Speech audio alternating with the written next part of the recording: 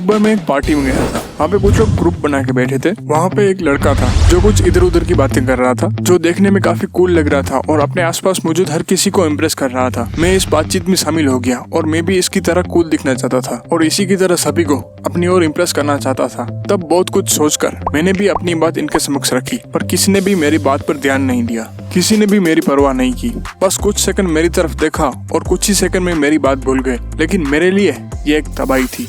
फिर मैं अपने आप से भी बात नहीं कर पा रहा था। जैसा मेरे साथ हुआ उसके बाद मैं चाहता था कि मैं भी अपने आसपास मौजूद लोगों की तरह शांत हो जाऊं, लेकिन उसमें भी मैं असफल रहा। फिर मैं उस पार्टी से वहां से निकल गया और उस दिन बाद जब भी मैं इस सीन के बारे में सोचता हूँ बहुत ही दुखी हो जाता हूँ। खुद को ही नापसंद करने लगता हूँ। सोचता हूँ कि शायद मैं उनके जैसा नहीं हूँ। कुछ लोग बिना कुछ करे ही हर किसी को अपनी ओर अट्रैक्ट कर लेते हैं। मैं चाहे कुछ भी कर लूँ लेकिन उनकी तरह नहीं बन पाऊंगा। और जब भी मैं इसके बारे में सोचता हूँ तो मेरा कॉन्फिडेंस और सेल्फ रिस्पेक्ट भी कम हो जाती है। यहाँ पे बात बुरा लगाने की नहीं है। कॉन्फिडेंस, सेल्फ रिस्पेक्ट और खुद को नापसंद करने की है। बुरा लगाना जायज है, लेकिन उस घटना के लिए खुद को दोष देना जायज नहीं है। किसी की पसंद नापसंद अलग हो सकती है। किसी और की राय पर निर्भर होना या लगातार इस बारे में सोचना कि खुद को उनकी जैसा कैसे बनाया जाए, कम आत्मसम्मान कई समस्या पैदा करता है। वे जो लोग दूसरों की राय पर निर्भर रहते हैं वो अक्सर खुद को नापसंद करते हैं या विश्वास करो कि वो कुछ भी करने में सक्षम नहीं है। कम आत्मसम्मान वाले लोग कोशिश करने से पहले ही असफल हो जाते हैं और अगर वो किसी चीज में सफल भी हो जाते हैं तो वो सोचेंगे कि वो तो सिर्फ उनकी किस्मत थी।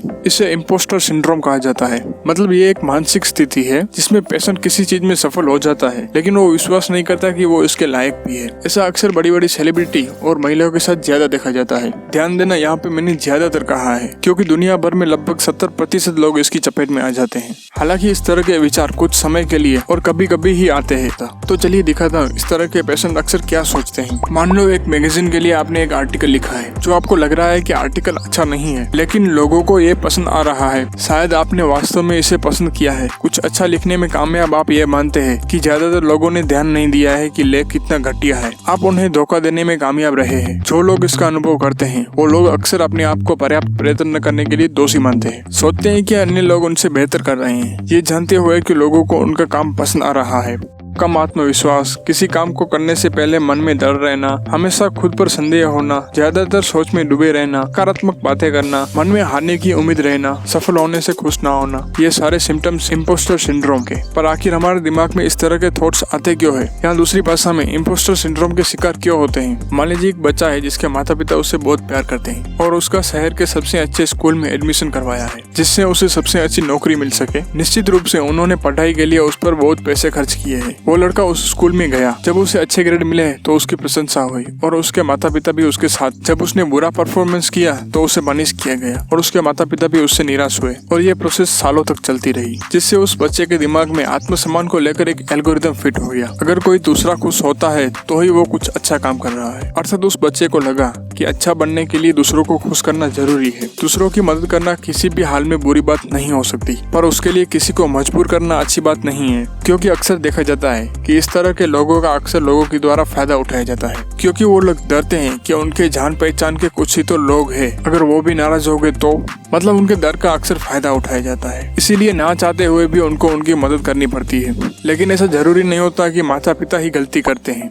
एक लड़का जब बच्चा था तो वो स्कूल में एक लड़ाई हार गया। स्कूल में हर कोई उस पे हंसा। उसने खुद को बचाने के लिए अपने अंदर खराब आत्मसम्मान विकसित किया। उस लड़के ने कमजोर लोगों से लड़ना और धमकाना शुरू कर दिया जिससे लोग उस पे हंसते नहीं, और यही एकमात्र तरीका था उसके पास जिससे उसे सेल्फ रिस्पेक्ट मिलता था। एक और लड़का एक गरीब परिवार में रहता था। उसके माता पिता उसकी परवरिश में शामिल नहीं थे और वो पूरा दिन वीडियोस देखने में बिताता था। अमीर लोगों ने उसे यह विश्वास दिलाया कि जब तक वो करोड़पति नहीं बन जाता तब तक उसकी इस दुनिया में कोई जगह नहीं है, और इसके कारण जब भी वो किसी को अपने से ज्यादा अमीर देखता तो वो अपने आप को ही कोसने लगता। वो बहुत ही नर्वस हो जाता और सोचता कि इसकी इस दुनिया में कोई जगह नहीं है। एक कहानी है लड़की की। एक परिवार है जिसमें 4 भाई बहन रहते हैं, जिसमें एक बड़ी बहन है जिसे उसके माता पिता ने अपने छोटे भाई बहन की देखभाल करने की जिम्मेदारी दी है। वह दूसरों की देखभाल करती थी और कभी नहीं सोचती थी कि वह क्या चाहती है। उसके माता पिता उसकी प्रशंसा करते थे। एक दिन उसने कुछ गलती कर दी। इसके लिए उसके माता पिता ने उसे बहुत डांटा और जिससे वो डर गई। माना कि जाने उसमें कुछ खराबी है जिसके लिए लोग उसे पसंद नहीं करते, और उसने अपने आप को एक सुरक्षा तंत्र में समेट लिया और उसका आत्मसम्मान भी दूसरों की मदद करने पर निर्भर हो गया। जब वो बड़ी हो गई तब भी वो अपने आत्मसम्मान के लिए दूसरों की मदद करती थी, जिसका लोगों ने भरपूर भरपूर फायदा उठाया। आपको अपनी खुशी दूसरों की खुशी में ढूंढने की जरूरत नहीं है। हाँ, ऐसा करना मुश्किल हो सकता है क्योंकि आपने अपने आप को एक सुरक्षा तंत्र में समेटा हुआ है। जैसा कि मैंने पहले बताया कि इसका मतलब कभी भी ये नहीं होता कि आप किसी की मदद ना करें। मदद करें लेकिन मजबूरन नहीं। आपको कोई फर्क नहीं पड़ना चाहिए कि आपके बारे में लोग क्या सोचेंगे। आप अपने डर से आंखें मिलाकर देखो और बताओ कि आपको कोई फर्क नहीं पड़ता कि कोई आपको पसंद नहीं करता है। वो बोलते हैं ना, सबसे बड़ा रोग क्या कहेंगे लोग। अपनी असफलताओं को बहुत महत्व न दें। गलतियां तो एक एग्जाम्पल है सही रास्ता ढूंढने का। हाँ, ये कहना आसान है पर करना मुश्किल हो सकता है, लेकिन इसे बदलने का एकमात्र तरीका यही है। इस ग्रंथि को निकालना मुश्किल हो सकता है, अपने आप को स्वीकारना मुश्किल हो सकता है। जैसा आप हैं वही खुद को और दूसरों को दिखाएं। अच्छी घटनाएं समय के साथ आपके आत्मविश्वास को मजबूत करती है। आप खुद को अप्रिशिएट करेंगे। जैसे ही आप अपने लिए जीवन जीना शुरू करेंगे, आप खुद को प्यार करेंगे और लोगों को अपनी ओर आकर्षित करेंगे। ये मजेदार होगा लेकिन आप इसे ज्यादा महत्व नहीं देंगे क्योंकि आप अपने जीवन जीने में व्यस्त रहेंगे। आज के समय में देखा जाए तो मेंटल हेल्थ के बारे में बात करना बहुत जरूरी है क्योंकि सारी प्रॉब्लम यहीं से शुरू होती है। आप में से कईयों को इम्पोस्टर सिंड्रोम के बारे में जानकारी नहीं होगी। मुझे भी इस वीडियो से पहले जानकारी नहीं थी, इसलिए तो जरूरी है मेंटल हेल्थ के बारे में बात करना। आप यकीन नहीं करोगे, कई बार तो पेशेंट को उसकी जानकारी ही काफी हो जाती है। पर खैर, लाइक शेयर सब्सक्राइब वाला तो आपको पता ही होगा जो हर बार का होता है। तो बाय।